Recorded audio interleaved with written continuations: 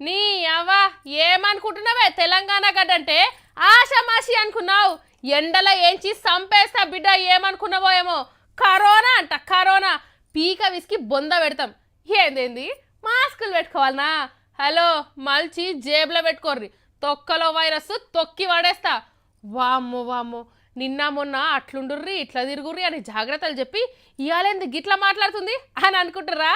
అవు మళ్ళా కేసీఆర్ సార్ ఇచ్చిండు గింత ధైర్యం.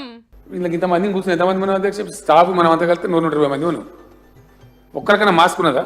అంటే మనం చచ్చిపోతాం. ఆరోగ్య మంత్రి గారు కూడా వచ్చిన దేవుని వల్ల వారికి కూడా మాస్క్ లేదు. మరి డాక్టర్లు ఎందుకంటే అందరికన్నా ముందు ఆయనకే కట్టాలి ఉంటే అవసరం ఉంటే. ఇంత పెద్ద 130 కోట్ల మంది భారతదేశం ఇప్పటి వరకు వచ్చింది 30-35 మందికే 31 మందికి వచ్చింది. ఇంత పెద్ద దేశంలో అందులో ఒక్కడో సన్యాసి దరిద్రుడు మన దగ్గరికి వచ్చి కాలబెట్టి. చైనాకి వెళ్ళి దుబాయ్ పోయి కాలబెట్టినట్టు దుబాయ్ నుంచి బెంగళూరు పోయింది. బెంగళూరుకి వెళ్ళి మన హైదరాబాద్కి వచ్చాడు. రాగానే మన ఈటల రాజేందర్ గారు దొరకబట్టిన గాంధీ దవాఖానలో స్పెషల్ వార్డు పెట్టి అలా పడేసి అవసరం వస్తే ఒక 1000 కోట్లు ఖర్చు పెట్టాను సార్. దాన్ని రానియం డబ్బును వచ్చిందనుకో ఎదుర్కొంటాం సరే. ఎమ్మెల్యేల మీద ఉరుకుతాం. ఎవరు నియోజకవర్గంలో వాళ్ళు నిలబడి మాస్క్ పట్టుకోకుండానే పనిచేస్తాం అధ్యక్ష. ఇంకా జ్వరమాస్ తీసుకుని గోలిపోయింది అది పారాసిటమాల్. జస్ట్ బట్టి పారాసిటమాల్ గోలేసుకోవడం సరిపోతుంది సార్ అని చెప్పి 22 డిగ్రీల టెంపరేచర్ దాటుతుంది. ఇట్లా ఫైర్ అయిపోతారు సార్.